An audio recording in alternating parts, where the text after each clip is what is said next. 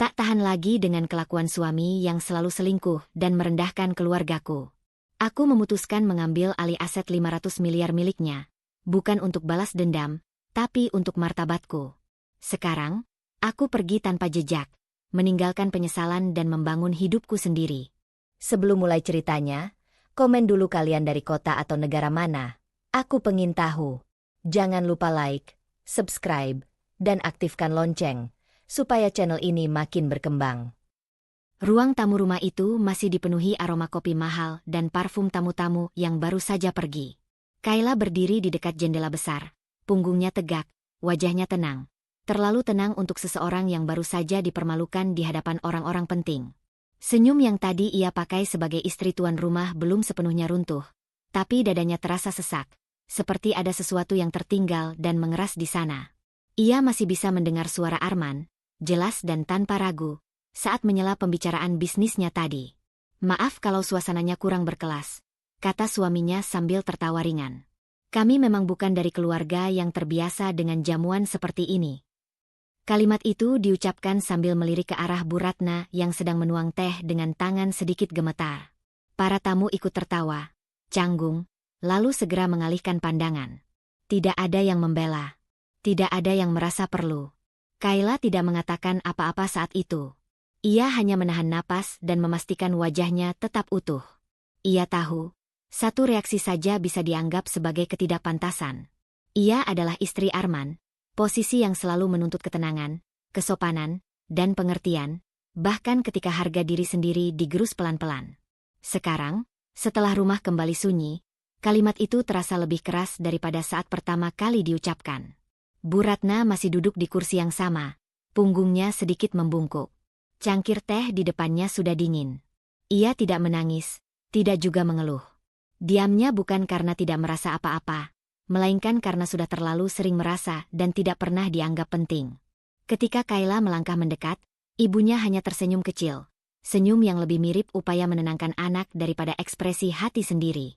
"Tidak apa-apa, Kay," kata Bu Ratna pelan, seolah tahu apa yang bergolak di dada putrinya.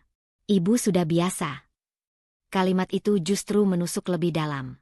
Bukan karena Arman, melainkan karena kebiasaan itu sendiri. Kayla berjongkok di depan ibunya, menutup tangan keriput itu dengan kedua tangannya. Ada rasa bersalah yang tiba-tiba muncul, bukan karena ia menyebabkan penghinaan itu, tapi karena selama ini ia membiarkannya terjadi. Langkah kaki Arman terdengar dari arah lorong. Ia melepas jasnya dengan gerakan cepat, seperti seseorang yang baru menyelesaikan urusan penting dan tidak ingin membahasnya lagi. Wajahnya santai, bahkan puas. "Tadi presentasinya berjalan lancar," katanya sambil menuang minumannya sendiri. Mereka tertarik. Kayla berdiri. "Kamu tidak perlu bicara seperti itu tadi," ucapnya, suaranya terkendali. Arman melirik sekilas, alisnya terangkat. "Seperti apa?" "Merendahkan," jawab Kayla singkat. Arman tertawa kecil, seolah yang dibicarakan bukan sesuatu yang serius. "Jangan berlebihan. Itu cuma candaan." Mereka mengerti konteksnya. Kayla menahan diri untuk tidak membalas dengan emosi. Ia menoleh ke arah Bu Ratna, yang kini memilih berdiri dan membereskan piring tanpa suara. "Konteks seperti apa?" tanya Kayla. "Bahwa keluargaku pantas dijadikan bahan humor." Arman menghela napas, jelas tidak sabar. "Kamu terlalu sensitif karena melibatkan perasaan. Dunia bisnis tidak sehalus itu. Kayla, kamu harus belajar membedakan." Kalimat itu menutup pembicaraan tanpa benar-benar menjawab. Arman berjalan pergi, meninggalkan Kayla dengan kata-kata yang terasa seperti vonis. Perasaan tidak relevan, martabat bisa dinegosiasikan, dan keluarga hanya aksesori dalam hidupnya. Malam turun perlahan. Setelah Bu Ratna masuk ke kamar tamu untuk beristirahat, Kayla duduk sendirian di ruang makan. Lampu gantung menyala redup, memantulkan bayangan dirinya di permukaan meja. Ia memejamkan mata sejenak, mencoba menata ulang pikirannya. Sejak kapan ia mulai menerima keadaan seperti ini sebagai hal yang wajar? Ia teringat awal pernikahan mereka, bagaimana Arman dulu memuji kesederhanaan keluarganya sebagai sesuatu yang membumi. Pujian itu berubah menjadi toleransi, lalu menjadi ejekan halus, dan kini penghinaan terbuka. Perubahannya tidak pernah tiba-tiba, melainkan bertahap, Cukup lambat untuk tidak disadari, cukup sering untuk melelahkan perlawanan. Ponselnya bergetar di atas meja. Nama Dira muncul di layar. Kayla ragu sejenak sebelum mengangkatnya. "Kamu baik-baik saja?" Suara sahabatnya terdengar waspada. Dira selalu bisa membaca keheningan Kayla, bahkan dari jarak jauh. "Baik," jawab Kayla otomatis, lalu terdiam. Kata itu terasa kosong. "Capek sedikit." "Kayla," Dira menekan lembut, "capek karena apa?" Kayla menatap bayangannya sendiri di meja. Ia ingin berkata jujur, tapi sesuatu menahannya. Mungkin kebiasaan. Mungkin takut jika kata-kata itu keluar. Ia harus melakukan sesuatu setelahnya. "Nanti aku cerita," katanya akhirnya. Setelah panggilan berakhir, Kayla tetap duduk di tempatnya. Tidak ada air mata. Tidak ada ledakan emosi. Yang ada hanya pertanyaan yang selama ini ia dorong ke sudut pikirannya. Untuk apa ia mempertahankan pernikahan ini? Bukan demi status, bukan demi kenyamanan materi, dan kini semakin jelas, bukan demi martabat. Ia berdiri, berjalan ke kamar tidur, dan menutup pintu perlahan. Di dalam cermin, ia menatap wajahnya sendiri. Wajah seorang perempuan yang selama ini kuat, tapi lelah. Untuk pertama kalinya, Kayla tidak berusaha menenangkan dirinya dengan alasan-alasan lama. Ia membiarkan pertanyaan itu tetap ada, menggantung, tidak dijawab. Malam itu, Kayla mengambil keputusan kecil yang tampak sepele, tapi berisiko. Ia berhenti meyakinkan dirinya bahwa semua ini masih bisa ditoleransi. Ia belum tahu apa yang akan ia lakukan, tapi satu hal jelas, ia tidak lagi ingin membungkam luka hanya demi menjaga peran. Pagi datang dengan keheningan yang tidak biasa. Kayla terbangun lebih cepat dari biasanya, bukan karena alarm, melainkan karena pikirannya yang tak benar-benar tidur. Pertanyaan yang semalam ia biarkan menggantung masih ada di sana, utuh dan mengganggu. Ia bangkit perlahan, memastikan napasnya teratur, seolah sedang mempersiapkan diri menghadapi sesuatu yang belum ia beri nama. Di sisi ranjang, tempat Arman biasanya tidur sudah dingin. Jam dinding menunjukkan pukul 6 lewat. Ia jarang bangun sepagi ini tanpa memberitahu. Kayla berdiri, merapikan selimut, lalu melangkah keluar kamar. Di dapur, suara mesin kopi terdengar, namun yang menyambutnya hanya cangkir kosong dan aroma pahit yang tertinggal. Arman sudah pergi. Ia menemukan pesan singkat di ponselnya. "Meeting mendadak. Jangan tunggu." Tidak ada penjelasan lain. Kalimatnya ringkas. Terlalu ringkas untuk seseorang yang biasanya gemar memberi instruksi detail. Kayla membaca pesan itu 2 kali, lalu meletakkan ponsel kembali ke meja. Tidak ada rasa marah yang muncul, hanya jeda aneh di dadanya. Seperti kehilangan pegangan pada sesuatu yang selama ini dianggap stabil. Siang hari, Kayla mengantar Bu Ratna ke teras belakang untuk berjemur. Ibunya terlihat lebih tenang daripada kemarin, meski wajahnya masih menyimpan sisa lelah. Mereka tidak membicarakan kejadian malam sebelumnya. Kayla tahu, diam adalah cara Bu Ratna bertahan, bukan tanda lupa. Saat ponsel Kayla kembali bergetar, kali ini dari Arman, ia merasakan detak jantungnya sedikit lebih cepat. "Aku pulang agak malam." Suara Arman terdengar melalui sambungan telepon. "Makan duluan saja." "Meeting?" tanya Kayla, berusaha terdengar biasa. "Ya," jawab Arman cepat. "Terlalu cepat. Ada klien luar kota." Kayla mengangguk meski tahu suaminya tidak bisa melihat. Ia menutup panggilan setelah Arman berkata singkat, "Jangan repot-repot tunggu." Lagi-lagi, tidak ada nada bersalah. Tidak ada upaya menjelaskan. Kayla duduk kembali di kursinya, menatap halaman yang sama sekali tidak menarik perhatiannya. Ada sesuatu dalam suara Arman yang berubah, bukan keras atau kasar, melainkan datar, seolah ia berbicara karena kewajiban. Sore menjelang, Kayla keluar rumah untuk bertemu Dira di sebuah kafe kecil yang biasa mereka datangi sejak sebelum ia menikah. Tempat itu sederhana, jauh dari dunia Arman yang penuh simbol kemewahan. Begitu melihat Kayla masuk, Dira langsung berdiri dan memeluknya singkat. Tidak ada basa-basi. Hubungan mereka tidak membutuhkannya. "Kamu kelihatan capek," kata Dira sambil duduk kembali. Tatapannya tajam, bukan menghakimi, melainkan mencermati. "Banyak pikiran," jawab Kayla. Ia menyesap minumannya, memberi jeda sebelum melanjutkan. "Arman sibuk akhir-akhir ini." Dira menyandarkan punggung, menyilangkan tangan. Sibuk yang seperti apa? Kayla terdiam sejenak. Ia menceritakan perubahan kecil itu. Pulang lebih malam, pesan singkat yang dingin, panggilan yang terburu-buru. Tidak ada tuduhan dalam ceritanya. Hanya fakta-fakta yang disusun rapi. Dira mendengarkan tanpa menyela, tapi kerutan di dahinya semakin dalam. Kayla, ujar Dira akhirnya. Kamu sadar tidak, semua yang kamu ceritakan itu pola. Kayla mengangkat pandangannya. Pola apa? Pola menjauh, jawab Dira pelan. Dan biasanya, itu bukan berdiri sendiri. Kalimat itu menggantung di antara mereka. Kayla menghela napas. Ia tidak ingin membiarkan imajinasi melompat terlalu jauh. Aku tidak mau berprasangka, katanya. Aku tidak punya bukti. Dira mencondongkan tubuh ke depan. Aku tidak bilang kamu harus menuduh. Tapi menutup mata juga bukan solusi. Aku cuma tidak mau kamu terus menyakiti diri sendiri demi kelihatan kuat. Kayla tersenyum tipis. Aku bukan menutup mata, katanya. Aku memilih percaya.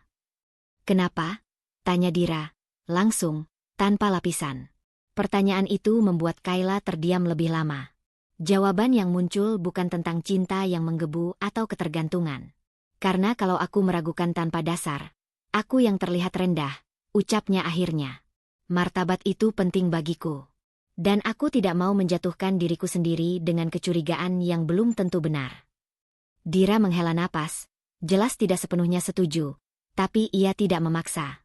Aku harap kamu benar, katanya. Tapi kalau suatu hari kamu butuh berdiri untuk dirimu sendiri, jangan lupa kamu tidak sendirian. Malam tiba dengan hujan tipis. Kayla pulang lebih dulu. Arman belum ada. Ia makan sendirian, menemani Bu Ratna yang sudah mengantuk. Setelah ibunya masuk kamar, Kayla duduk di ruang tamu, menunggu tanpa benar-benar berharap. Jam menunjukkan hampir 11 ketika pintu akhirnya terbuka. Arman masuk dengan langkah cepat, wajahnya lelah tapi rapi. Ia menghindari tatapan Kayla, langsung menuju dapur untuk minum. Ada aroma parfum asing yang samar, bukan yang biasa ia pakai.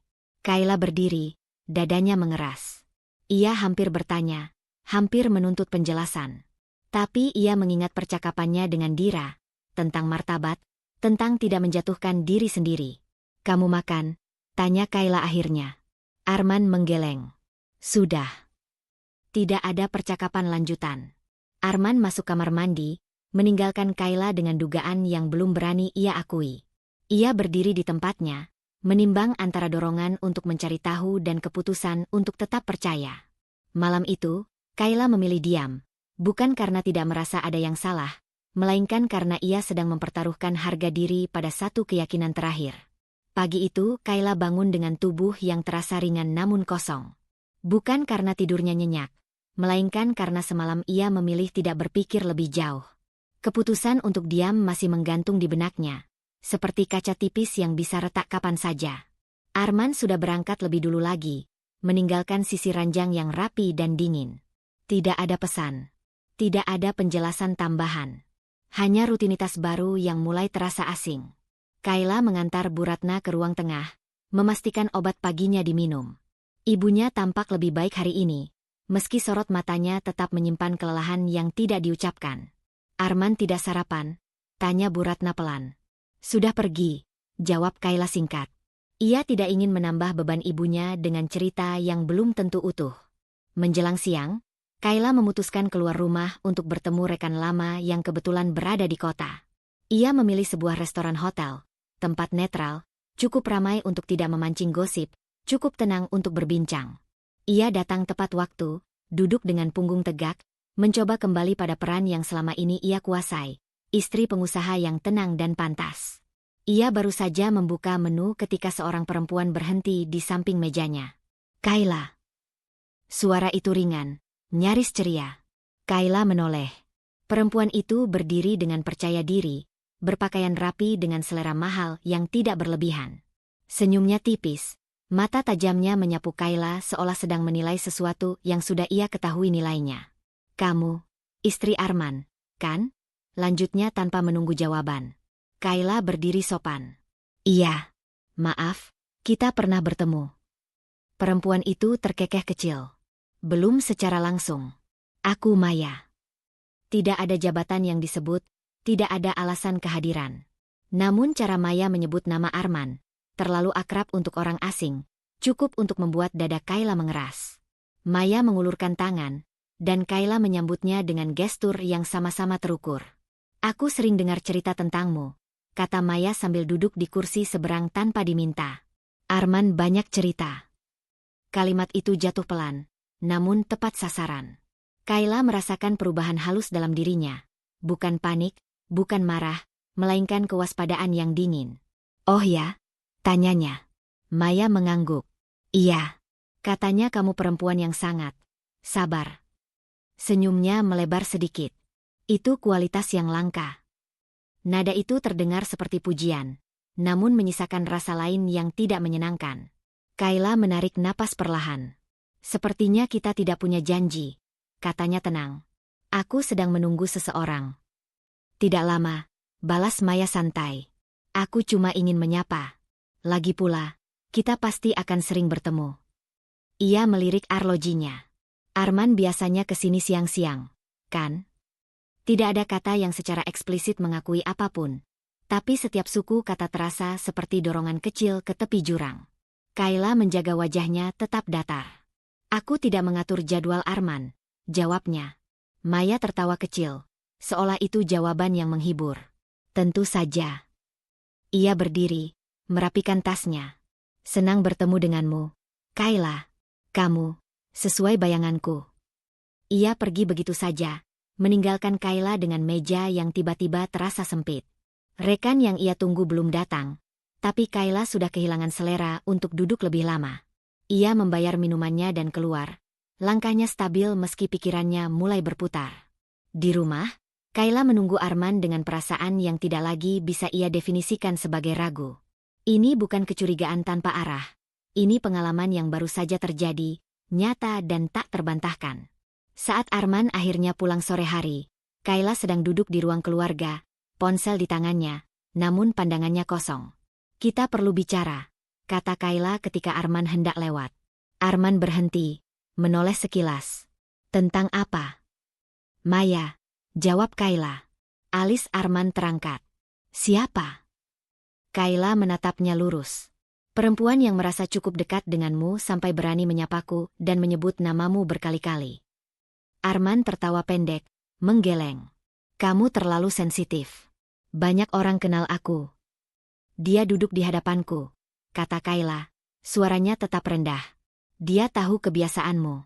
Dan dia sengaja menyiratkan sesuatu. Kayla. Arman menghela napas. Nada suaranya berubah menjadi kesal. Kamu membesar-besarkan hal kecil. Hanya karena seseorang sok akrab, kamu langsung menarik kesimpulan. Jadi aku berhalusinasi, tanya Kayla. Kamu mencari masalah, balas Arman cepat. Aku capek. Jangan mulai drama. Kalimat itu menutup ruang diskusi. Bukan penjelasan yang Kayla dapatkan, melainkan tuduhan. Ia berdiri, ingin mengatakan banyak hal, namun mendapati suaranya tertahan di tenggorokan. Arman berjalan pergi, meninggalkannya sekali lagi dengan perasaan yang diputar-balikan. Malam turun. Bu Ratna sudah tidur. Rumah sunyi, tapi pikiran Kayla tidak. Ia duduk sendirian, mengulang setiap detail pertemuannya dengan Maya, setiap kalimat Arman yang menyangkal. Kesedihan yang kemarin masih basah kini mengering, berubah menjadi sesuatu yang lebih keras. Tidak lagi ingin menangis. Tidak lagi ingin bertanya. Kayla berdiri dan mematikan lampu ruang keluarga satu persatu. Dalam gelap, ia merasakan perubahan itu jelas. Lukanya tidak lagi menuntut penghiburan. Ia memilih diam, bukan sebagai bentuk pasrah, melainkan sebagai jarak. Jarak yang berbahaya, karena di dalamnya, Kayla mulai berhenti berharap, dan mulai mengamati. Pagi itu Kayla bangun dengan perasaan hampa yang aneh. Bukan sedih, bukan marah, melainkan kewaspadaan yang terus terjaga. Diam yang ia pilih semalam masih melekat, tapi kini diam itu menuntut konsistensi. Ia berjalan ke dapur, menyiapkan sarapan seperti biasa, berusaha mempertahankan rutinitas yang tersisa. Arman duduk di meja, menatap layar ponselnya tanpa menyapa. Tagihan listrik sudah aku bayar, tanya Kayla sambil menuang kopi. Arman tidak langsung menjawab. Ia meletakkan ponsel, menyesap minumannya.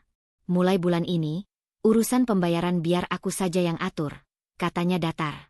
Lebih rapi. Kayla berhenti bergerak. Selama ini juga rapi.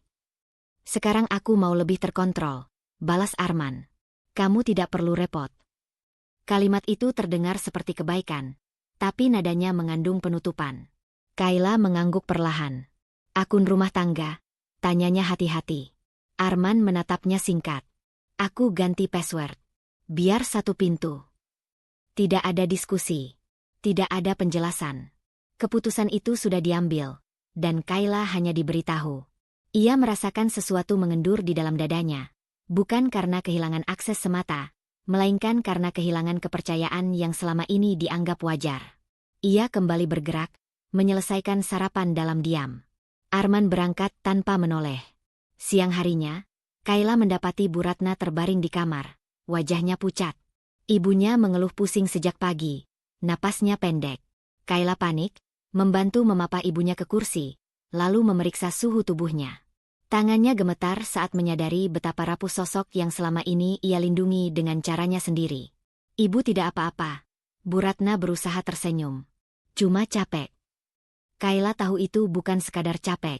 Ia teringat kejadian-kejadian kecil yang menumpuk. Diamnya ibunya setiap kali diremehkan. Usaha untuk terlihat kuat agar Kayla tidak terbebani. Ia menghubungi klinik terdekat, membawa Bu Ratna untuk diperiksa.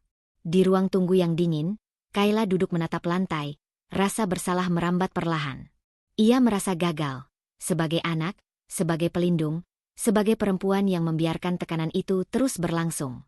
Dokter menyarankan Bu Ratna beristirahat dan mengurangi stres. Kalimat itu terdengar sederhana, nyaris mustahil. Dalam perjalanan pulang, Kayla menggenggam tangan ibunya lebih erat. Maaf, ucapnya pelan. Bu Ratna menoleh, kaget. Untuk apa? Kayla menggeleng. Ia tidak sanggup merangkai alasan tanpa membuka luka lain. Ia hanya tahu satu hal. Diamnya selama ini tidak netral. Diam punya dampak. Sore menjelang, Kayla menerima pesan dari bank. Pemberitahuan singkat tentang perubahan otorisasi rekening rumah tangga. Ia membaca ulang, memastikan tidak salah paham. Aksesnya dibatasi. Untuk pertama kalinya sejak menikah, ia menjadi tamu dalam urusan yang selama ini ia kelola bersama. Ada dorongan untuk langsung menelepon Arman, menuntut penjelasan. Namun ia menahan diri. Ia ingin melihat sejauh apa pembatasan itu berjalan. Malamnya, Dira datang setelah Kayla mengirim pesan singkat. Sahabatnya duduk di sofa, menatap Bu Ratna yang sudah terlelap di kamar. Kamu kelihatan lebih kurus, kata Dira, tanpa basa-basi. Keadaan sedang tidak baik, jawab Kayla. Ia menceritakan semuanya. Tentang pembatasan keuangan, tentang ibunya yang sakit, tentang perasaan diperkecil yang kini tak bisa ia abaikan. Dira mendengarkan dengan rahang mengeras. Ini bukan kebetulan, ujar Dira akhirnya. Ini pola. Mengambil kontrol, membuat kamu merasa bergantung. Kayla mengangguk. Ia tidak lagi menyangkal. Aku mulai merasa, sengaja disingkirkan, katanya lirih. Seolah aku ini beban yang harus diatur, bukan pasangan.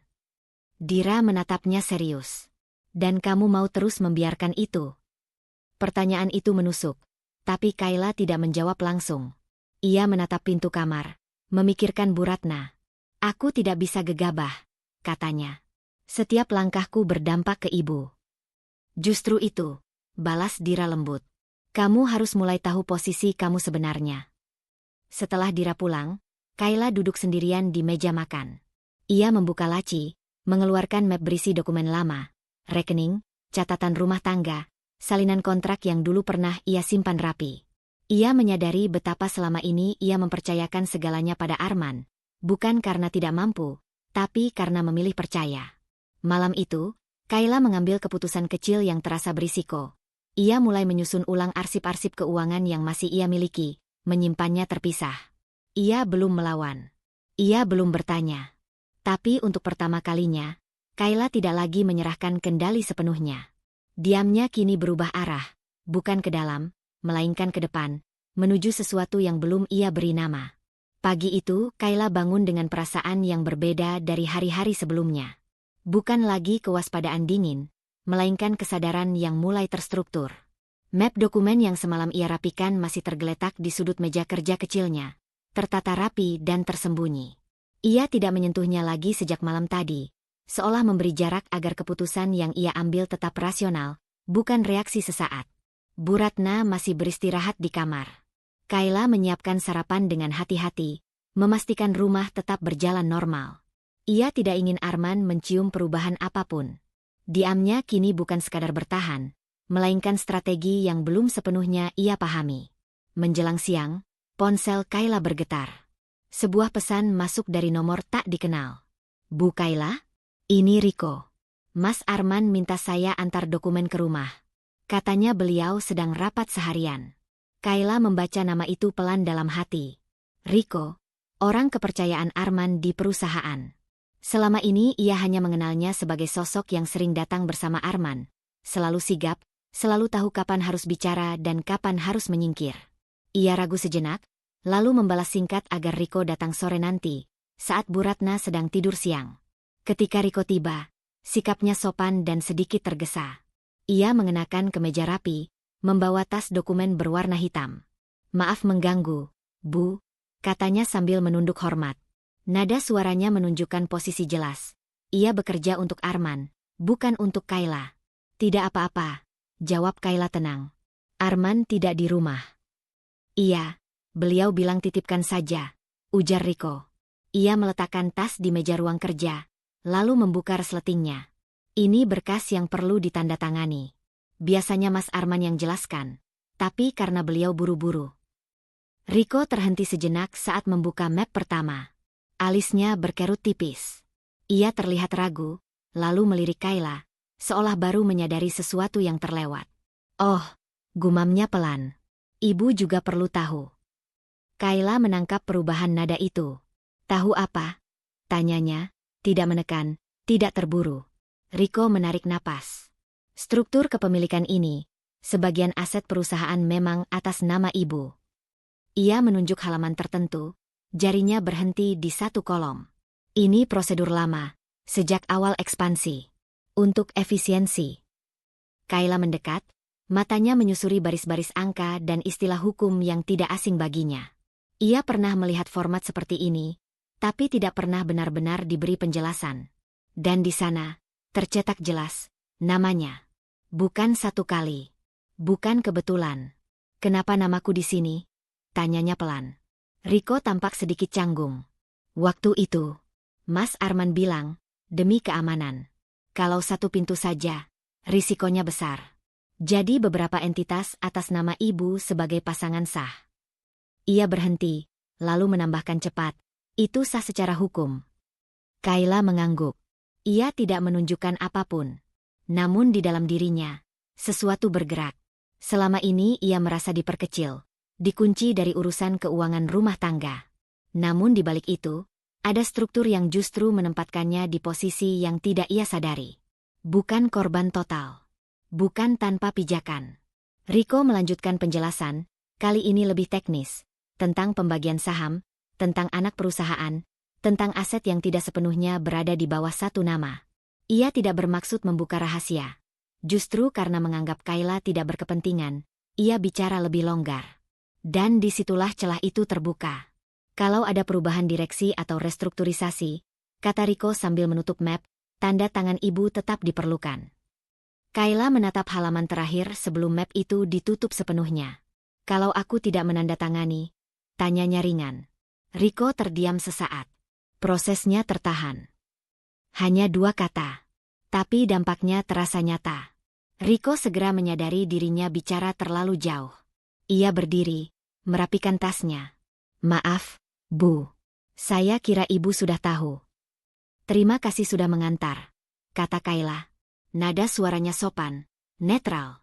Riko pamit dan pergi tanpa kecurigaan. Setelah pintu tertutup, Kayla duduk perlahan.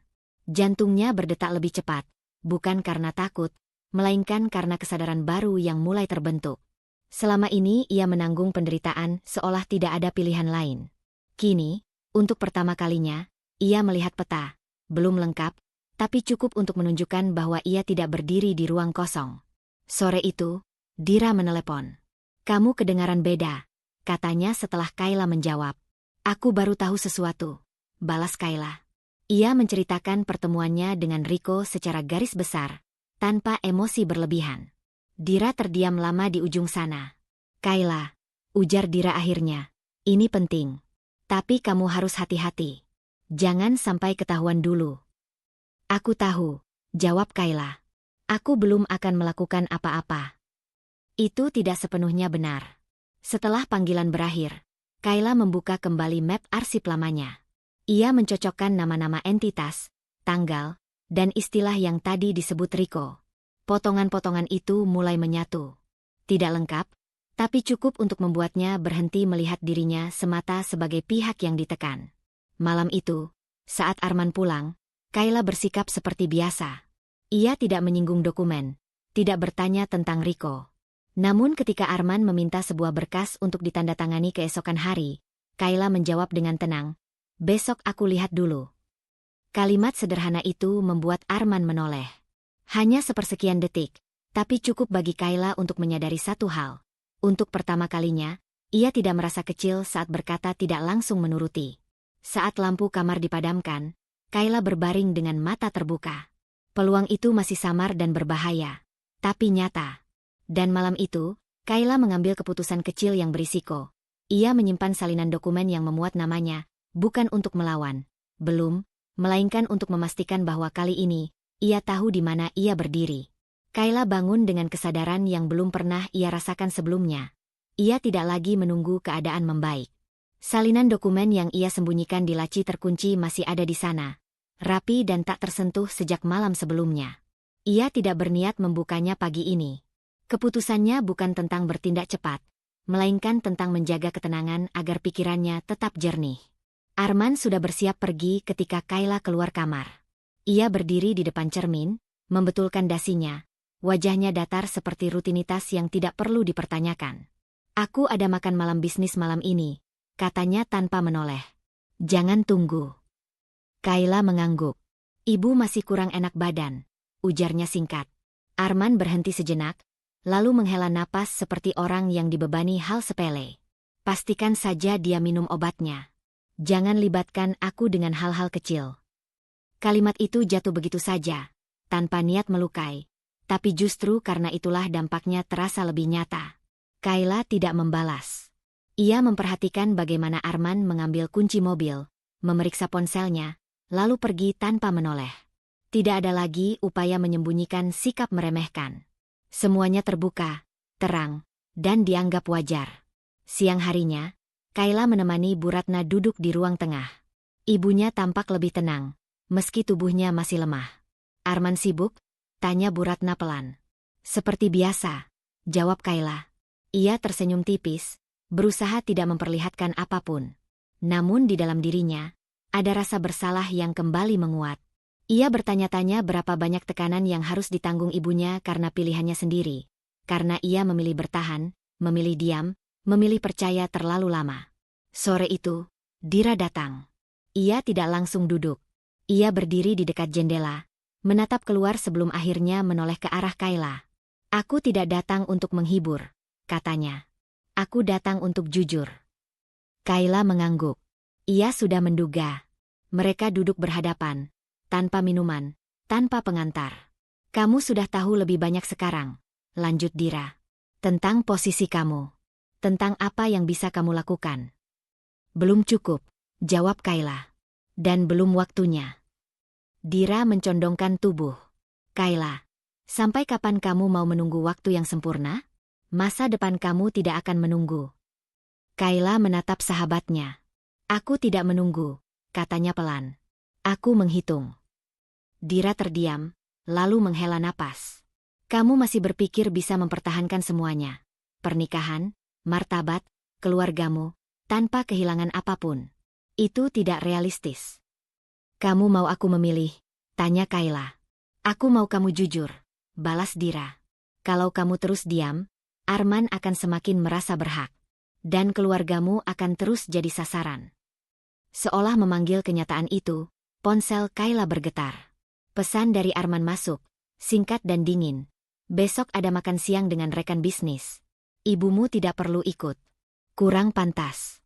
Kayla membaca pesan itu tanpa ekspresi. Dira melihat perubahan halus di wajahnya. Apa? Tanyanya. Kayla menyerahkan ponselnya. Dira membacanya, rahangnya mengeras. Ini sudah kelewatan, katanya. Dia bahkan tidak menyembunyikan penghinaan itu lagi. Kayla menarik ponselnya kembali. Aku tahu. Lalu. Dira menunggu. Aku tidak akan bereaksi sekarang, jawab Kayla. Bukan karena takut. Tapi karena aku ingin tahu sejauh apa dia akan melangkah kalau aku tetap tenang. Dira menggeleng pelan. Kamu bermain api. Mungkin, kata Kayla. Tapi aku juga sedang belajar di mana letak bahan bakarnya. Malam datang lebih cepat dari yang Kayla perkirakan. Arman pulang larut, wajahnya tampak puas. Ia meletakkan jasnya sembarangan, lalu duduk di meja makan. Besok ibu kamu tidak ikut. Ya, katanya sambil membuka ponsel. Aku tidak mau suasana jadi canggung. Kayla berdiri di seberangnya. Canggung untuk siapa? Arman melirik sekilas. Untuk semua orang. Kamu tahu sendiri latar belakang keluarga kamu. Tidak ada lagi upaya membungkus kata-kata. Kayla merasakan sesuatu mengeras di dadanya. Bukan sakit, melainkan jarak. Ia tidak membantah. Ia tidak membela. Ia hanya mengangguk pelan. Baik, katanya. Jawaban itu membuat Arman puas. Ia menganggapnya sebagai tanda pengertian, mungkin juga penyerahan. Ia tidak tahu bahwa di balik ketenangan itu, Kayla sedang mencatat, nada suaranya, pilihan katanya, cara ia semakin terang-terangan menempatkan diri di atas segalanya. Di kamar, Kayla duduk di tepi ranjang, membuka laci terkunci. Ia mengeluarkan salinan dokumen, membacanya sekali lagi dengan mata yang lebih fokus. Ia tidak mencari pembenaran. Ia mencari pemahaman.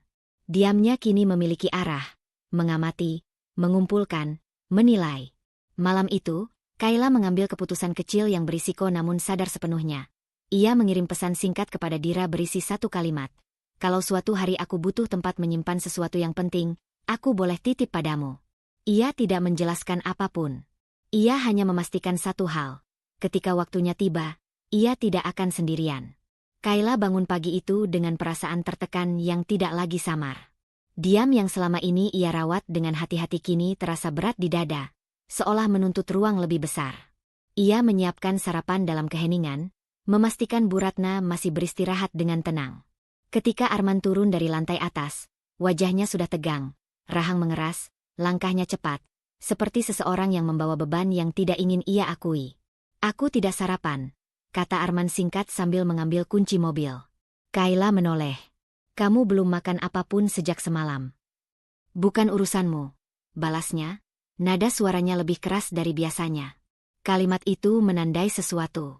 Bukan sekadar kelelahan kerja. Ada amarah yang tidak berasal dari rumah, tapi siap dilampiaskan di sana. Kayla mengangguk, memilih tidak menahan Arman. Ia memperhatikan punggung suaminya menghilang di balik pintu, meninggalkan udara yang terasa pengap. Siang hari, ponsel Arman berdering berkali-kali di meja ruang kerja. Ia lupa membawanya. Kayla tidak berniat mengintip.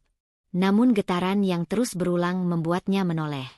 Layar menyala, menampilkan satu nama yang sudah ia kenal tanpa perlu dijelaskan. Maya. Panggilan itu berhenti, lalu masuk pesan singkat. Kayla tidak membacanya. Tapi kalimat pertama terlihat jelas sebelum layar kembali gelap.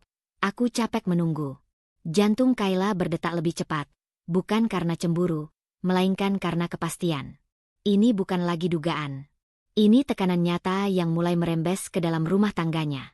Sore itu, Arman pulang lebih awal dari biasanya. Ia membanting pintu mobil. Langkahnya berat saat masuk rumah. Kenapa kamu tidak bilang ibumu butuh biaya tambahan? Tanyanya tiba-tiba, tanpa pengantar. Kayla terkejut. Dokter hanya menyarankan kontrol lanjutan. Jawabnya tenang. Belum ada biaya besar. Arman tertawa pendek, tanpa humor. Semua selalu kecil di matamu. Tapi menumpuk. Aku tidak mau terus jadi penyangga masalah yang bukan tanggung jawabku. Kalimat itu menghantam Kayla lebih keras dari teriakan. Ia menahan napas. Dia ibuku, katanya pelan. Dan kamu istriku, balas Arman cepat. Kamu seharusnya tahu prioritas. Kayla menatapnya. Untuk pertama kalinya, ia tidak melihat pasangan, melainkan seseorang yang sedang terpojok. "Ada apa?" tanyanya. "Kamu marah bukan karena ini?" Arman mendekat, tatapannya tajam. "Jangan sok jadi analis. Kamu tidak tahu apa-apa." Nada suaranya naik. Ia mulai berjalan mondar-mandir, melampiaskan sesuatu yang tidak ia sebutkan. "Semua orang menuntut. Semua merasa berhak. Aku capek." Kayla mengerti sekarang. Maya bukan hanya hadir sebagai bayangan. Ia menekan, menuntut keputusan. Dan Arman, yang tidak siap kehilangan kendali, memilih sasaran paling aman untuk meluapkan amarahnya. "Rumah. Istri. Kamu tahu apa yang bikin aku kesal?" lanjut Arman. "Kamu selalu diam. Seolah aku ini monster yang harus diawasi." Kayla menahan dorongan untuk membela diri. "Aku diam karena tidak ingin memperkeruh," jawabnya. "Diam kamu itu menyebalkan," bentak Arman. "Seolah kamu merasa lebih tinggi." Kalimat itu hampir membuat Kayla tersenyum. Bukan karena lucu, tapi karena ironis. Selama ini ia merasa diperkecil. Kini diamnya justru dianggap ancaman. Malam turun dengan sisa ketegangan yang tidak terselesaikan. Bu Ratna memilih mengurung diri di kamar, merasakan perubahan suasana tanpa perlu dijelaskan. Kayla duduk sendirian di ruang kerja kecilnya. Tangannya gemetar tipis, bukan karena takut, melainkan karena adrenalin yang belum turun. Ia membuka laptop, bukan untuk mencari hiburan, melainkan untuk menyusun. Ia menuliskan daftar, bukan rencana besar, melainkan langkah-langkah kecil. Dokumen apa yang harus diamankan, percakapan mana yang perlu diingat, akses apa saja yang masih ia miliki. Ia tidak menamai ini perlawanan. Ia menyebutnya perlindungan. Ponselnya bergetar. Pesan dari Dira masuk. "Aku rasa tekanan akan naik. Hati-hati." Kayla membalas singkat, "Aku tahu." Ia membuka laci terkunci, memastikan salinan dokumen masih utuh. Ia memindahkan satu map ke tas kerja yang jarang ia pakai, tas yang biasanya ia simpan di bagasi mobil. Gerakannya terukur, tanpa panik. Setiap keputusan kecil terasa seperti meletakkan batu pijakan di sungai yang arusnya mulai deras. Di kamar, Arman berbaring membelakangi pintu, ponselnya menyala di tangan. Kayla masuk tanpa suara. Ia melihat layar ponsel Arman sekilas. Pesan panjang dari Maya, belum dibalas. Kayla tidak membaca isinya, tapi ia tahu nadanya. Tuntutan. Ultimatum. Pilihan. Ia mematikan lampu dan berbaring di sisi ranjang. Di dalam gelap, Kayla menyadari sesuatu yang penting. Amarah Arman bukan lagi sekadar sikap. Ia adalah reaksi terhadap tekanan yang semakin sempit. Dan ketika seseorang terpojok, ia bisa menjadi berbahaya, bukan dengan kekerasan fisik, melainkan dengan keputusan yang merugikan orang lain. Malam itu, Kayla mengambil keputusan kecil namun menentukan. Mulai besok, ia akan mencatat setiap perubahan, akses yang dicabut, kata-kata yang merendahkan, tuntutan yang tidak masuk akal. Bukan untuk mengungkit, melainkan untuk melindungi diri. Diamnya kini bukan lagi reaksi, melainkan persiapan. Pagi itu, Kayla bangun dengan perasaan yang lebih terarah daripada hari-hari sebelumnya. Catatan yang ia buat semalam masih tersimpan rapi di dalam tas kerja. Bukan daftar keluhan, melainkan kronologi. Tanggal, perubahan akses, kalimat-kalimat Arman yang terdengar sepele tapi bermakna. Ia tidak membaca ulang semuanya. Ia sudah hafal garis besarnya. Yang ia butuhkan hari ini bukan keberanian, melainkan ketepatan. Arman berangkat tanpa banyak bicara. Wajahnya kusut, ponselnya tak lepas dari tangan. Kayla mengantarkan Bu Ratna sarapan, memastikan ibunya cukup kuat untuk beraktivitas ringan. Kayla mau keluar sebentar, katanya lembut. "Ada urusan." Bu Ratna mengangguk, menatap putrinya dengan mata yang ingin bertanya namun memilih diam. Kayla menangkap itu. Diam ibunya selalu bermakna sama, jangan menambah beban. Kayla tersenyum tipis dan mengecup keningnya, lalu melangkah keluar dengan tas yang terasa lebih berat dari biasanya. Ia tidak menuju kantor Arman. Ia memilih sebuah gedung perkantoran lama di pusat kota, tempat yang tidak mencolok, dengan parkiran sempit dan lobi yang sepi. Pak Hendra berkantor di sana. Kayla mengenalnya sebagai pengacara keluarga Arman, orang yang selalu hadir dalam urusan legal besar, selalu berbicara seperlunya, dan selalu menjaga jarak profesional. Meminta waktu darinya berarti menapak wilayah yang licin. Itulah sebabnya Kayla melakukannya dengan cara terselubung. Di ruang tunggu kecil, Kayla duduk menunggu dengan punggung tegak. Ia menyebutkan pada resepsionis bahwa ia perlu konsultasi singkat terkait dokumen lama, tanpa menyebut konflik, tanpa menyebut nama Arman sebagai subjek. Beberapa menit kemudian, Pak Hendra muncul di ambang pintu, wajahnya netral seperti biasa.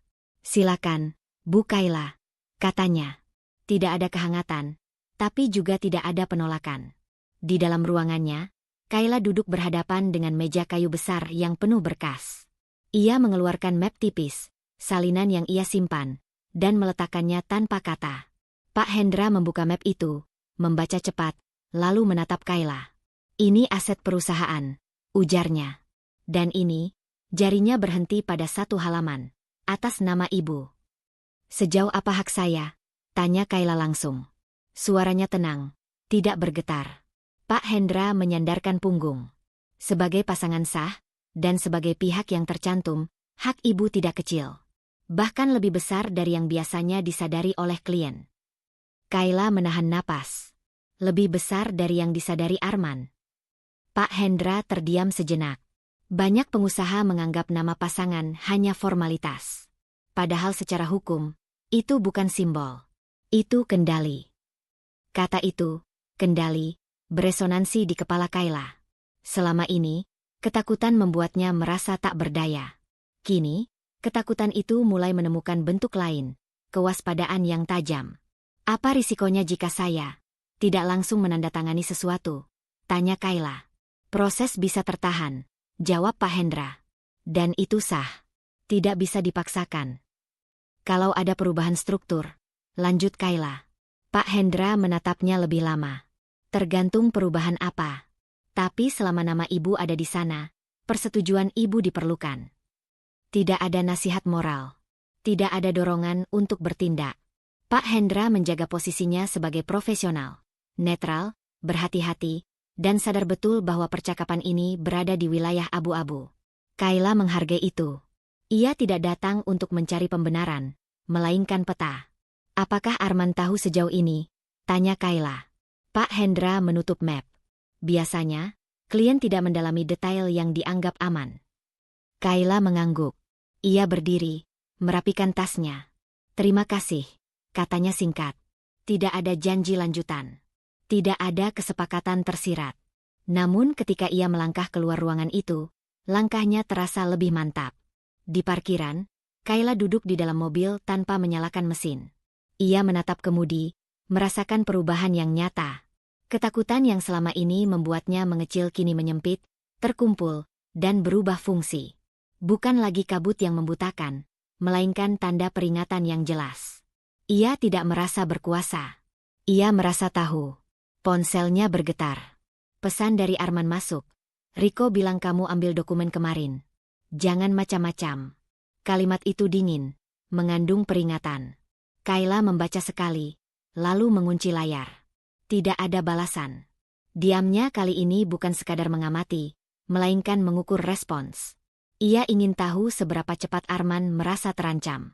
Sore hari, Kayla menjemput Bu Ratna dari ruang tengah untuk berjalan ringan di halaman. Ibunya tampak lebih segar. "Kamu kelihatan lebih tenang," kata Bu Ratna pelan. "Karena aku mulai mengerti," jawab Kayla jujur, tanpa merinci. Malamnya, Arman pulang dengan wajah tegang. Ia meletakkan ponselnya keras di meja. "Kamu ke kantor Pak Hendra?" tanyanya. Langsung. Kayla menatapnya, tidak terkejut. "Aku berkonsultasi," jawabnya. "Tentang dokumen yang memuat namaku." Arman tertawa singkat, tidak menyentuh matanya. "Kamu berlebihan." "Mungkin," kata Kayla. "Atau mungkin aku hanya mulai memahami posisiku." Hening menyelimuti ruangan. Untuk pertama kalinya, Arman tidak punya jawaban cepat. Ia menatap Kayla seolah melihat sesuatu yang baru, bukan istri yang diam, melainkan seseorang yang memegang informasi. Di kamar, Kayla menutup pintu perlahan. Ia mengeluarkan catatan dan menambahkan satu baris. "Konsultasi hukum, hak signifikan." Lalu ia menutup buku itu. Keputusan kecil yang ia ambil malam itu sederhana namun berisiko. Ia akan menunda setiap tanda tangan yang diminta Arman, dengan alasan yang wajar. Bukan untuk memicu konflik, melainkan untuk memastikan satu hal, kendali tidak lagi sepenuhnya berada di tangan orang lain. Pagi setelah percakapan itu, Kayla terbangun dengan satu kesadaran yang belum pernah ia rasakan sebelumnya. Arman tidak akan diam. Kalimat terakhirnya semalam, tentang memahami posisi, bukan hanya mengguncang harga diri Arman, tapi juga menyalakan naluri bertahan hidupnya. Kayla merasakannya bahkan sebelum bukti muncul. Rumah terasa terlalu rapi, terlalu terkendali, seperti panggung yang baru saja ditata ulang. Arman sarapan tanpa menatapnya. Ia membaca berita ekonomi di tablet, seolah dunia berjalan normal. Kayla memperhatikan detail kecil yang kini tak lagi luput. Layar yang cepat dikunci saat ia lewat, pesan yang dibaca tanpa ekspresi, dan nada suara yang kembali datar, bukan marah, tapi waspada. Setelah Arman berangkat, Kayla membuka laci tempat biasanya ia menyimpan salinan dokumen. Ia tidak panik ketika mendapati satu map sudah berpindah. Ia hanya mencatatnya. Ketakutannya kini bekerja seperti alat ukur.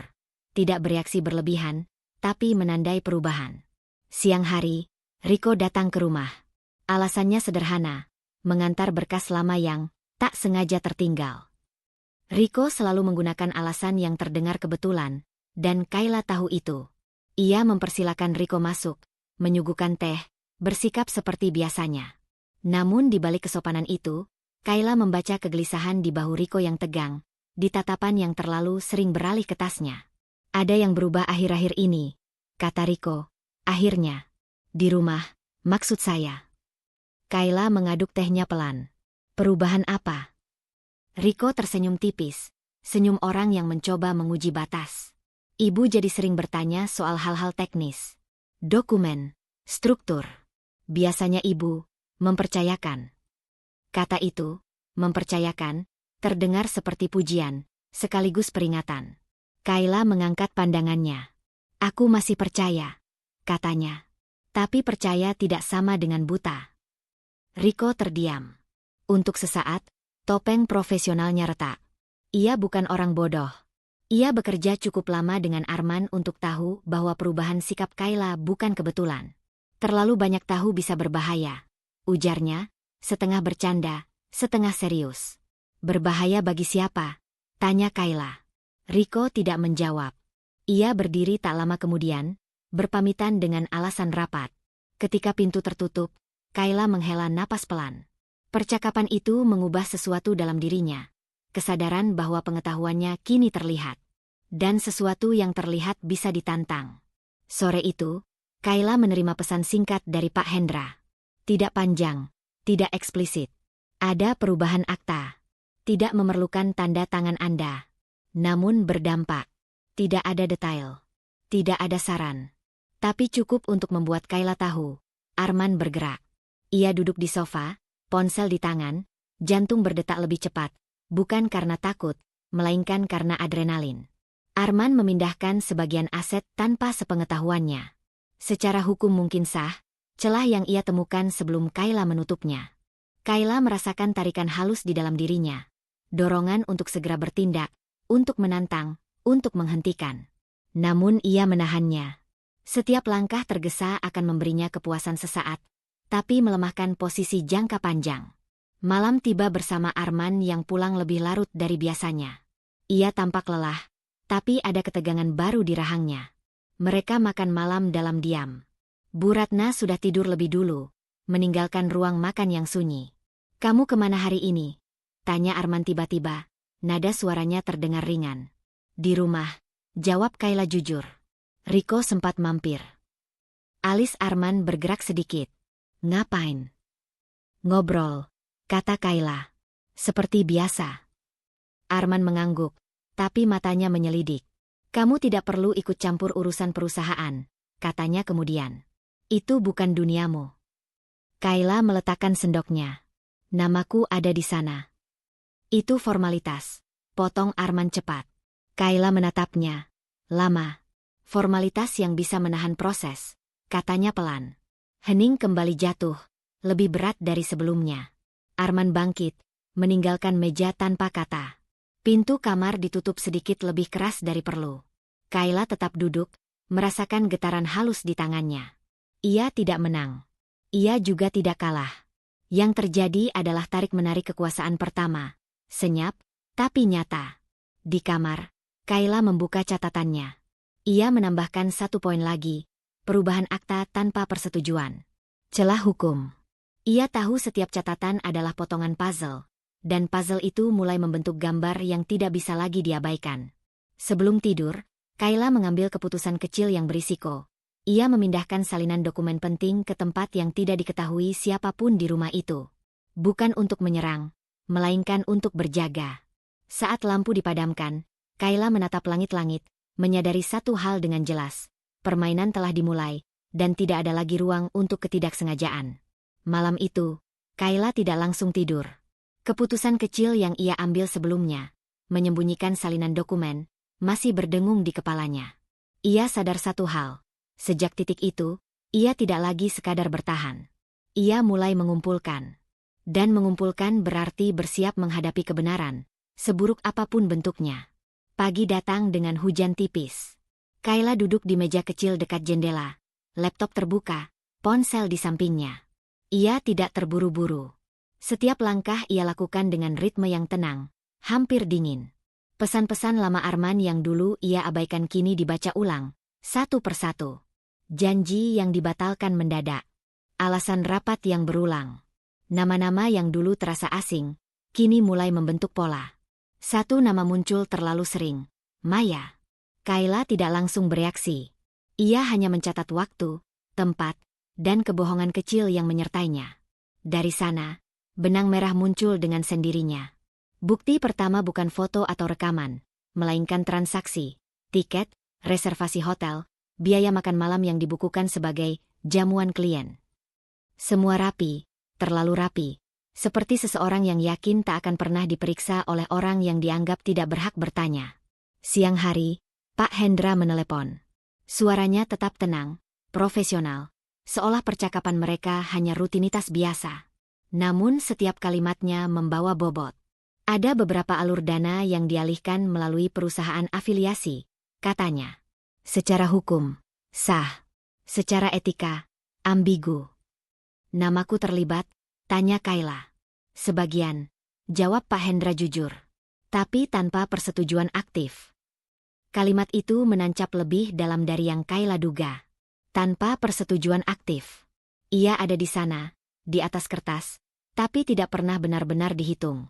Kayla mengucapkan terima kasih, menutup panggilan, lalu duduk terdiam cukup lama.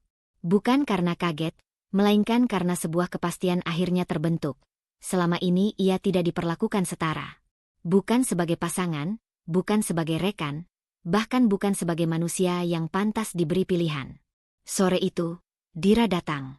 Tidak dengan wajah khawatir seperti biasanya, melainkan penuh kehati-hatian, seolah membaca perubahan besar di mata sahabatnya. Kayla tidak langsung bercerita. Ia menyeduh kopi, mengatur napas, lalu meletakkan beberapa cetakan di meja. Dira membacanya perlahan. Wajahnya mengeras. Ini bukan cuma selingkuh, katanya. Ini merendahkan kamu secara sistematis. Kayla mengangguk. Anehnya, tidak ada air mata. Tidak ada suara bergetar. Aku tahu, katanya. Dan itu yang paling menyakitkan. Bukan Maya. Bukan uang. Tapi kenyataan bahwa dari awal, aku tidak pernah dianggap setara. Dira menatap Kayla lama, lalu berkata pelan, "Kamu marah?" Kayla memikirkan jawabannya. Amarah itu ada, jelas. Tapi bukan seperti dulu, bukan ledakan atau kepedihan. Aku marah, ujarnya akhirnya. Tapi tenang. Dan itu yang membuatku takut, sekaligus yakin. Malam menjelang ketika Arman pulang. Kali ini Kayla tidak menyembunyikan laptopnya. Ia duduk di ruang keluarga, membaca dokumen. Arman berhenti sejenak, menatapnya, lalu berjalan ke kamar tanpa komentar. Tidak ada pertengkaran. Tidak ada tuduhan. Hanya dua orang yang kini sama-sama sadar bahwa keseimbangan telah bergeser. Saat Arman keluar kamar untuk makan malam, Kayla menutup laptopnya. "Kamu makan?" tanyanya biasa. "Tidak lapar," jawab Arman singkat. Kayla mengangguk. Ia tidak menahan, tidak memaksa. Dalam diam itu, ia merasakan sesuatu yang baru, kendali atas reaksinya sendiri. Ia tidak lagi menunggu penjelasan atau pengakuan. Bukti sudah cukup berbicara.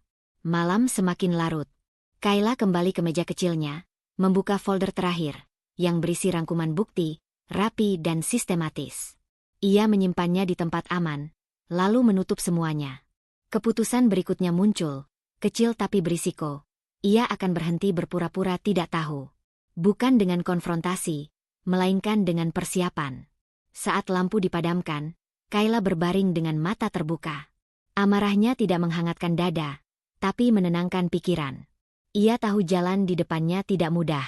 Namun untuk pertama kalinya, ia tidak lagi berjalan sebagai bayangan di hidup orang lain. Ia berjalan dengan arah. Kayla bangun dengan perasaan yang tidak lagi bercabang. Amarah yang semalam terasa tenang kini mengeras menjadi keputusan. Ia berdiri di depan cermin, menatap wajahnya sendiri. Tidak ada jejak perempuan yang menunggu dipilih. Yang ada adalah seseorang yang akhirnya memilih dirinya sendiri. Langkah pertama ia lakukan tanpa suara.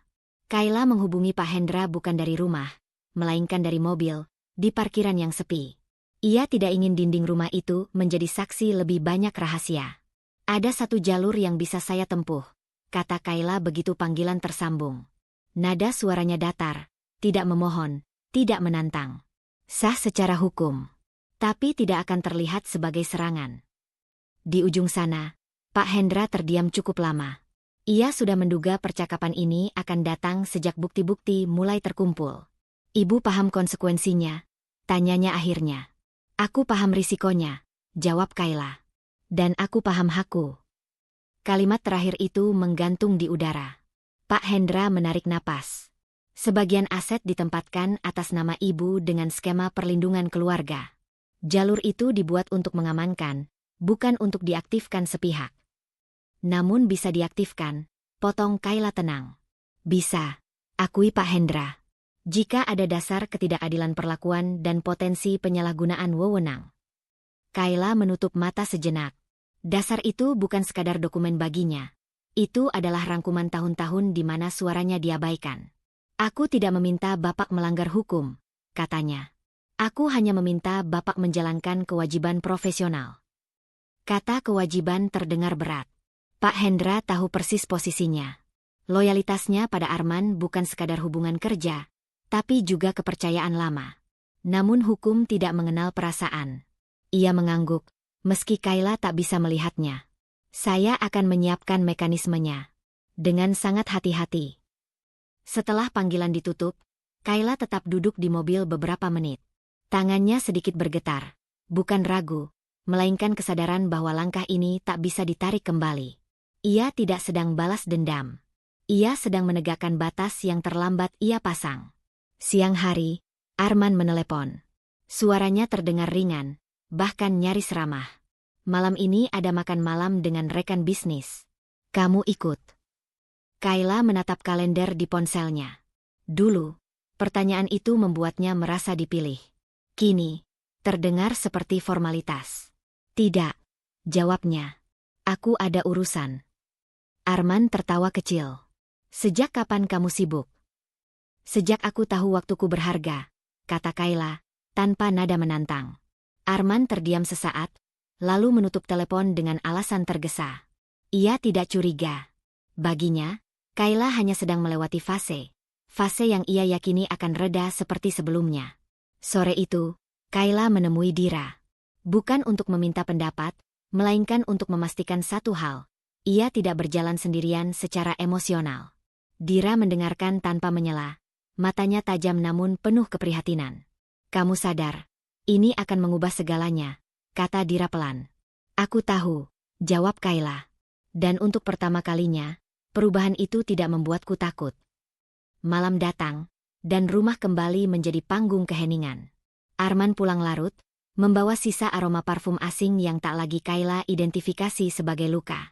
Ia berdiri di dapur, menuang air, lalu berkata seolah biasa, besok aku keluar kota 2 hari.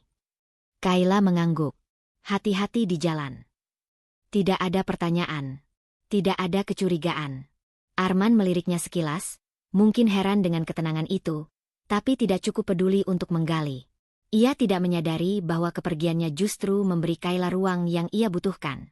Begitu pintu kamar Arman tertutup, Kayla membuka laptop. Email dari Pak Hendra sudah masuk. Ringkas, formal, berisi langkah-langkah awal yang telah dijalankan. Tidak ada tanda tangan Arman. Tidak ada pemberitahuan. Semuanya sah, semuanya sunyi. Kayla membaca dengan saksama, lalu menutup laptop. Jantungnya berdetak cepat, namun pikirannya jernih. Ia baru saja mengeksekusi langkah hukum pertama melalui celah yang selama ini dianggap tak berarti. Celah yang kini menjadi jalan. Sebelum tidur, Kayla membuat satu keputusan kecil lagi. Ia mengosongkan satu rekening pribadinya dan memindahkan isinya sesuai saran Pak Hendra. Jumlahnya tidak besar dibandingkan aset Arman, tapi cukup untuk menandai sesuatu. Ia tidak lagi bergantung. Lampu dimatikan. Dalam gelap, Kayla menyadari ironi yang pahit namun jelas. Ancaman terbesar bagi Arman bukanlah konfrontasi atau teriakan, melainkan ketenangan seorang perempuan yang akhirnya tahu caranya melindungi diri. Dan Arman, dengan seluruh egonya, belum melihatnya datang. Kayla tidak lagi terbangun oleh kecemasan. Pagi itu ia bangun oleh kesadaran penuh bahwa sebuah proses telah melewati titik balik. Tidak ada lonjakan emosi, tidak ada degup panik, hanya keheningan yang padat, seperti udara sebelum hujan besar. Ia duduk di tepi ranjang, menatap cahaya yang masuk dari celah gorden, dan tahu, hari ini sesuatu akan selesai. Pesan dari Pak Hendra masuk tepat pukul 8. Tidak panjang. Tidak dramatis. Seluruh pengalihan telah sah dan efektif per hari ini. Nilai total sesuai estimasi. Kayla membaca angka yang tertera di lampiran, 500 miliar, bukan sebagai kemenangan, melainkan sebagai ukuran kerusakan yang selama ini tersembunyi. Ia menarik napas panjang. Tidak ada senyum. Tidak ada gemetar. Hanya rasa mantap yang dingin. Ia membalas singkat. Terima kasih. Tolong pastikan semua terdokumentasi rapi. Tidak ada tambahan kata. Tidak ada perayaan. Ia menutup ponsel dan berdiri, menyusun rencana hari itu dengan ketelitian yang sama seperti ia menyusun dokumen hukum. Efisien dan tanpa celah emosional. Di kantor pusat, Arman merasakan kejanggalan itu hampir bersamaan. Angka-angka di layar tidak bergerak seperti biasanya. Sistem memang lambat, tapi instingnya lebih tajam dari data. Ia memanggil Riko, suaranya tegang meski berusaha terdengar biasa. Kenapa laporan konsolidasi belum masuk? Tanyanya. Riko menelan ludah. Ia sudah melihatnya lebih dulu. Ada proses validasi tambahan. Jawabnya hati-hati. Terkait struktur kepemilikan. Kepemilikan apa? Arman menajam. Riko tidak langsung menjawab. Bukan karena tidak tahu, tapi karena tahu terlalu banyak. Beberapa entitas masuk fase aktif, katanya akhirnya. Sesuai perjanjian lama. Perjanjian lama. Kata itu menghantam Arman lebih keras dari tuduhan apapun. Ia berdiri mendadak, meraih ponsel, menghubungi Pak Hendra. Panggilan tidak langsung diangkat. Saat tersambung, suara Pak Hendra tetap tenang. Terlalu tenang untuk situasi yang mulai retak.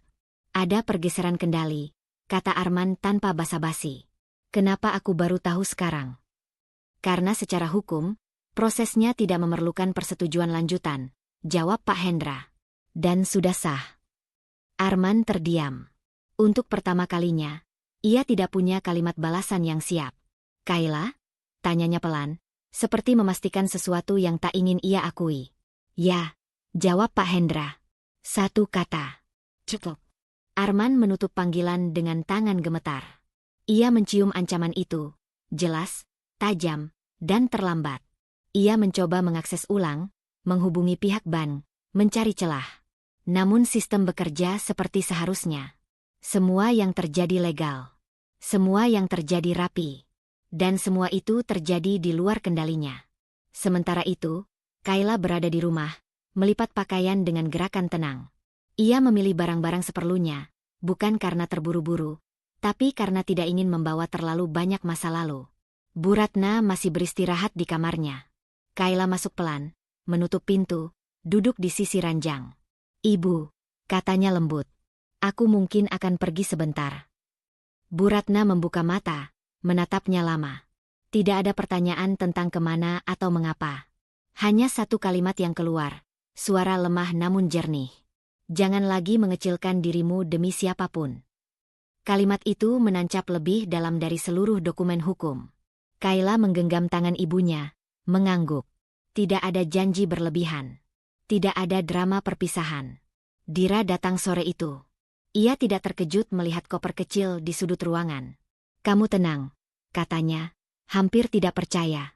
Aku sudah melewati badai terbesarnya, jawab Kayla. Yang ini hanya hujan sisa. Dira menghela napas, lalu memeluknya singkat. Tidak lama, tidak emosional. Seperti dua orang dewasa yang paham bahwa keputusan ini bukan pelarian, melainkan penyelamatan. Menjelang malam, Arman akhirnya pulang. Wajahnya tegang, rahangnya mengeras, matanya mencari-cari. Ia melihat koper itu, lalu menatap Kayla. Apa yang kamu lakukan? Tanyanya, suaranya pecah antara marah dan panik. Kayla menatapnya balik. Tidak ada kebencian di sana. Tidak juga kemenangan.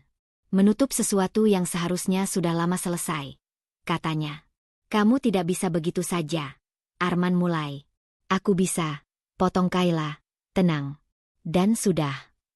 Keheningan jatuh di antara mereka. Berat dan tak terelakkan. Arman membuka mulut, menutupnya lagi.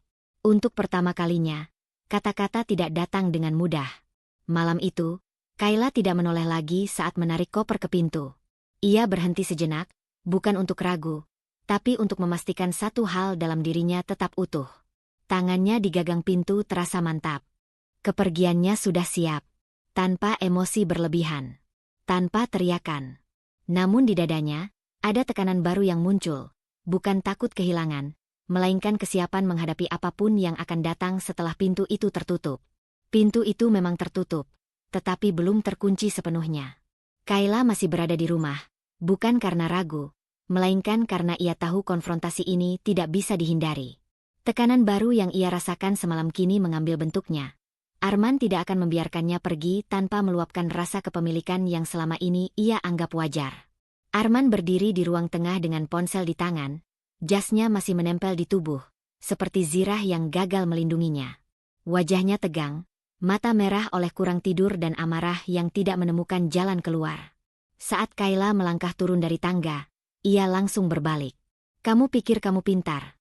Suara Arman pecah, tidak keras, tapi penuh tuduhan. Kamu memanfaatkan celah hukum untuk merampokku.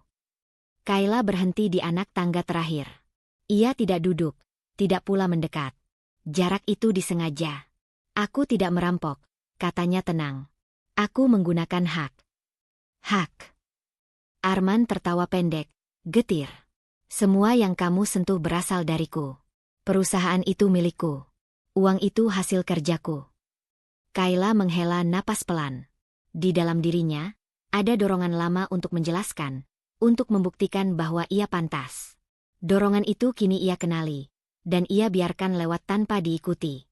Itu sebabnya aku hanya membuka sebagian kebenaran, katanya. Karena kalau semuanya kubuka sekarang, kamu tidak akan mendengar. Arman melangkah maju satu langkah. Kebenaran versi kamu. Versi hukum, jawab Kayla. Versi dokumen. Versi yang selama ini kamu anggap formalitas. Nama itu kembali, formalitas. Kayla melihat perubahan kecil di wajah Arman, retakan singkat yang segera ditutup ego. Kamu melakukan ini karena cemburu, kata Arman cepat, seolah menemukan pijakan. Karena kamu tidak tahan dengan duniaku. Kayla menggeleng. Aku melakukan ini karena aku tidak pernah diizinkan menjadi bagian dari duniamu. Kata-kata itu jatuh tanpa emosi berlebihan. Justru itulah yang membuatnya tajam. Arman membuka mulut untuk membalas, lalu terhenti. Ia mencari-cari sesuatu, air mata, teriakan, penyesalan, dan tidak menemukannya. Kamu seharusnya bersyukur, Arman melanjutkan, nadanya berubah menjadi menggurui. Aku memberi kamu hidup yang tidak akan kamu dapatkan tanpa aku. Kayla menatapnya lurus. Di dadanya, harga diri berdiri tegak, bukan karena kemenangan, tetapi karena kejelasan. Aku bersyukur, katanya. Tapi syukur tidak berarti menyerahkan diriku untuk diperkecil. Arman mengepalkan tangan. Kamu pikir dengan uang itu kamu bisa berdiri sendiri? Aku sudah berdiri, jawab Kayla. Jauh sebelum ini. Keheningan menyelimuti ruang tengah. Bu Ratna tidak muncul. Dira tidak ada.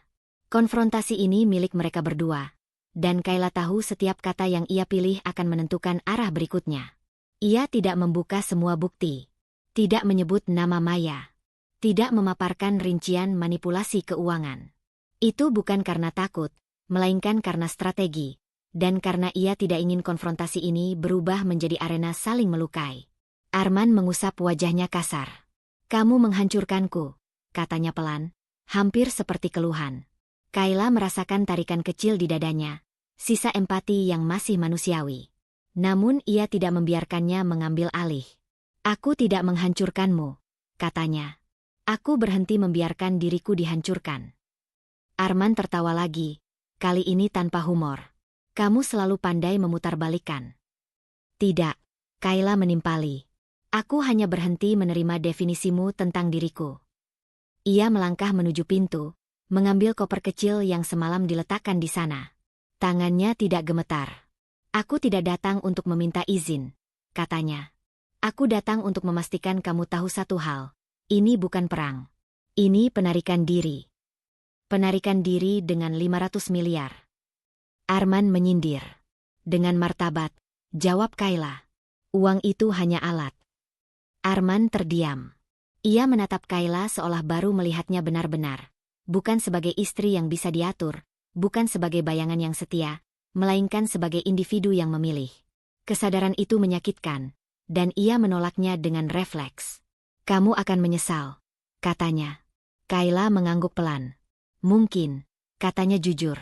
"Tapi penyesalan karena memilih diriku sendiri lebih bisa kuterima daripada penyesalan karena terus menghilang." Ia membuka pintu. Udara luar terasa dingin dan nyata. Sebelum melangkah keluar, Kayla berhenti sejenak. Bukan untuk melihat Arman, melainkan untuk memastikan dirinya sendiri tidak kembali ke pola lama, menjelaskan lebih dari yang perlu. "Ada satu hal lagi," katanya tanpa menoleh. "Kamu merasa berhak atas segalanya karena kamu terbiasa mengambil. Tapi hak tidak lahir dari kebiasaan. Hak lahir dari pengakuan." Pintu tertutup di belakangnya. Tidak dibanting. Tidak ditahan. Arman berdiri sendirian, dengan tuduhan yang belum menemukan sasaran. Di luar, Kayla menghela napas panjang. Konfrontasi pertama telah berlalu. Harga dirinya tidak runtuh, tidak pula meledak. Ia berdiri tegak, dan justru itulah yang membuat langkah berikutnya terasa semakin berat. Karena ia tahu, konfrontasi ini belum yang terakhir. Pagi itu terasa aneh di rumah yang dulu selalu bergema oleh suara Arman. Tidak ada langkah tergesa, tidak ada nada suara yang mencoba menguasai ruang. Kayla duduk di ruang tengah, menatap dokumen yang tersusun rapi. Semua yang ia lakukan sejauh ini, semua langkah hati-hati dan hukum yang ditempuh, kini mulai menunjukkan dampaknya. Kekuasaan Arman runtuh dari atas fondasi yang selama ini ia anggap tak tergoyahkan. Arman masuk ke rumah, wajahnya pucat, mata merah karena kurang tidur. Ia tidak langsung berkata apapun. Tangannya gemetar ketika memegang gelas, dan Kayla melihatnya. Tidak ada kemarahan yang biasanya cepat tersulut, hanya kepanikan yang dalam. Ia merasakan kehilangan sesuatu yang selama ini tidak pernah ia sadari begitu penting. Kontrol. Kekuasaan yang selama ini menjadi citranya sebagai lelaki kuat dan pengendali, kini luntur satu persatu. Maya sudah pergi. Berita itu datang lewat bisik Riko yang tersisa di rumah sebagai bagian dari urusan administrasi terakhir. Maya meninggalkan kota tanpa pesan. Meninggalkan Arman yang kini berdiri sendiri menghadapi kekosongan yang tidak bisa ia penuhi dengan kata-kata atau amarah. Riko, yang dulu setia menjadi kaki tangan dan penghubung rahasia, sekarang terlihat ragu. Ia menatap Kayla dengan campuran takut dan kepanikan. Kesetiaan yang ia bangun bertahun-tahun kini bergeser, dan Riko memilih menyelamatkan diri. "Kayla." Suara Riko terdengar nyaris gemetar. Aku harus keluar dulu. Situasi ini, aku tidak." Ia berhenti, menelan kata-kata. Kayla mengangguk pelan. Ia tidak menahan atau menegur. Tidak ada dendam di matanya, hanya pengamatan yang dingin. "Lakukan apa yang harus kamu lakukan," katanya. Nada suaranya rendah, namun penuh kendali. Tidak ada pertanyaan lebih lanjut. Tidak ada drama yang tidak perlu. Ia tahu pergeseran ini bukan tentang mereka, tapi tentang keadilan yang tertunda. Arman akhirnya memecahkan keheningan dengan suara serak. hampir memohon. Kenapa kamu lakukan semua ini? Semua yang kuberikan, semua yang kubangun. Kalimatnya tercekat, seperti rantai yang putus di tengah jalan. Ia menatap Kayla seolah mencari alasan, menunggu pengakuan, mencari kesempatan untuk membalik keadaan. Kayla berdiri perlahan, jarak yang ia jaga sejak konfrontasi pertama kini menjadi pagar simbolis. Ia menatap Arman dengan ketenangan yang menakutkan, ketenangan yang lahir dari kepastian hakikatnya sendiri. Semua yang kamu anggap berhak, ternyata bukan milikmu, katanya perlahan, kata demi kata. Dan semua yang aku lakukan bukan karena membenci, tapi karena aku belajar bahwa martabat tak bisa dibeli. Kalimat itu jatuh di ruang yang hening, berat dan final. Arman mematung, tangannya yang semula gemetar kini jatuh di sisi tubuhnya. Ia menyadari tidak ada argumen, tidak ada ancaman hukum, dan tidak ada manipulasi yang bisa memutarbalikkan kata-kata itu. Martabat, sesuatu yang selama ini ia abaikan, kini menuntut pengakuan, dan ia kalah. Bu Ratna, yang selama ini menjadi saksi diam, duduk di sofa. Matanya berkaca-kaca, tetapi senyumnya samar. Ia tidak berkata apapun. Kehadiran Kayla yang tegak dan tegas di depan rumah itu menjadi jawaban bagi semua pertanyaan yang selama ini terpendam di hatinya. Riko sudah meninggalkan rumah. Arman tersisa, menyadari kekosongan, baik materi maupun simbolik. Ia menatap Kayla sekali lagi, dan untuk pertama kalinya, ia merasa ketidakberdayaan itu lebih pahit daripada semua yang pernah ia alami. Kayla tidak membalas tatapannya. Ia memutar koper, langkahnya mantap menuju pintu. Di luar, udara sore menyentuh wajahnya, sejuk dan nyata. Tidak ada kebencian, tidak ada amarah. Hanya rasa lega yang sunyi, perasaan yang baru ia kenal. Lepas dari belenggu yang selama ini meremahkannya. Sebelum menutup pintu sepenuhnya, Kayla menoleh sekejap, menatap Arman, dan mengulang satu kalimat yang menutup segalanya, tidak untuk menantang, tetapi untuk menegaskan batas yang telah ia tetapkan. Martabat tak bisa dibeli. Pintu tertutup perlahan. Langkah Kayla terasa ringan, tetapi di dadanya ada ketegangan baru, bukan dari rasa takut atau bimbang, melainkan dari kesadaran bahwa hidup baru yang ia masuki kini sepenuhnya miliknya, dan setiap keputusan berikutnya adalah tanggung jawab yang ia pilih sendiri. Episode ini berakhir dengan ketegangan yang manis. Kebebasan ada di tangannya, tapi jalan ke depan masih penuh keputusan berisiko yang harus ditempuh dengan kepala tegak. Pagi itu sunyi. Rumah yang dulu selalu bergema oleh langkah kaki dan suara-suara perintah Arman kini kosong, kecuali udara yang membawa sisa-sisa ketegangan dari 2 hari terakhir. Kayla berjalan di lorong panjang, membawa koper kecil yang rapi, tidak berat, tetapi penuh simbol. Simbol kebebasan yang baru saja ia raih. Setiap langkahnya mantap, tanpa terburu-buru, tanpa ragu. Ia menatap dinding yang dipenuhi kenangan, namun tidak ada emosi yang menahan. Ia sadar, untuk pergi, ia tidak perlu membakar jembatan atau menoreh dendam, karena yang paling berharga tidak bisa dirusak, martabatnya sendiri. Di ruang tamu, Bu Ratna duduk di sofa dengan wajah yang tenang. Ia tidak menangis, tidak menuntut, hanya menatap Kayla dengan mata yang penuh pemahaman. Aku bangga padamu, katanya pelan, suaranya lirih, seolah setiap kata mengandung berat tahun-tahun yang mereka lalui bersama. Kayla tersenyum tipis, menggenggam tangan ibunya sebentar. Tidak ada air mata, hanya rasa syukur yang sederhana. Sementara itu, Arman berdiri di jendela ruang kerjanya, menatap kota yang pagi itu bergerak seperti biasa, tetapi hatinya berhenti sejenak. Ia membuka laptopnya dan menatap laporan aset yang kini telah berpindah kendali. Angka-angka itu bukan sekadar uang. Bagi Arman, mereka adalah simbol kekuasaan yang selama ini ia banggakan. Sekarang, simbol itu hilang, dan ia sadar terlalu lambat bahwa selama ini ia salah menilai. Ia merasa kehilangan, bukan karena materi, tetapi karena kesadaran bahwa kesempatan untuk memperbaiki hubungannya dengan Kayla telah lewat. Kenapa aku tidak melihatnya lebih awal? Arman bergumam pada dirinya sendiri. Kata-kata itu hampa, tidak terdengar oleh siapapun, tapi gemanya menembus ruang hatinya sendiri. Setiap kata yang tak terucap menempel seperti duri, dan untuk pertama kalinya, ia menyesal tanpa ada kemungkinan memperbaikinya. Maya sudah pergi jauh, Riko telah memilih jalan aman sendiri, dan Arman dibiarkan sendiri menghadapi sisa-sisa citra yang runtuh. Di luar, Kayla menutup pintu rumah untuk terakhir kalinya.